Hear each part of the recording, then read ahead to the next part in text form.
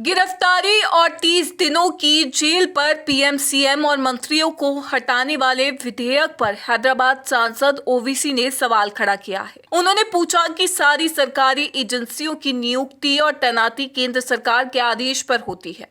जब तक इनकी नियुक्ति स्वतंत्र रूप से नहीं होती तब तक ये केंद्र के अधीन ही काम करेंगी। अब सबसे बड़ा सवाल यही उठेगा कि आखिर ये सरकार के इशारे पर काम करती है।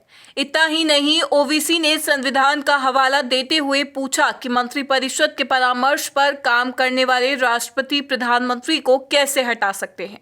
हैदराबाद सांसद ने केंद्र सरकार द्वारा लाए गए 130वें संविधान संशोधन में कई कमियां गिनाई। उन्होंने कहा कि जब तक जांच एजेंसियों की नियुक्ति स्वतंत्र रूप से नहीं होती तब तक ये सवाल उठते रहेंगे कि ये इनके अधीन काम कर रहे हैं और केंद्र सरकार के इशारे पर काम कर रहे हैं।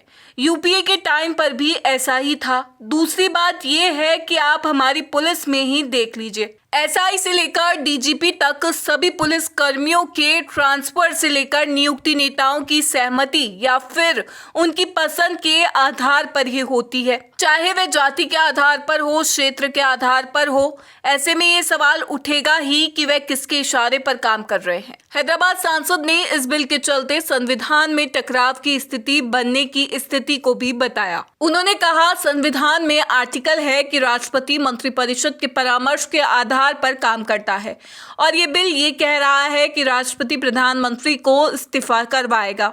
ये कैसे हो सकता है? ये तो संविधान में टकराव की स्थिति है।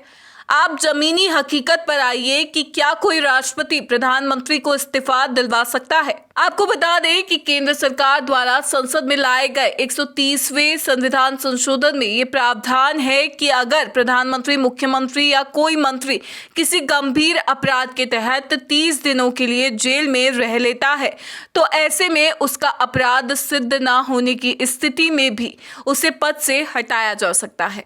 केंद्रीय गृह मंत्री अमित शाह के इस बिल को पेश करते ही संसद में हंगामा हो गया था, जिसके बाद इस बिल को संसद की संयुक्त समिति में भेजने का फैसला लिया गया है। हालांकि तृणमूल कांग्रेस, समाजवादी पार्टी और शिवसेना, उद्धव गुट और आम आदमी पार्टी ने इस समिति में शामिल होने से इनकार कर दिया है। इस खबर पर आप अपनी राय हमें कमेंट बॉक्स में लिखें। वीडियो पसंद आया हो तो इसे लाइक करें, शेयर करें और चैनल को सब्सक्राइब करना ना भूलें।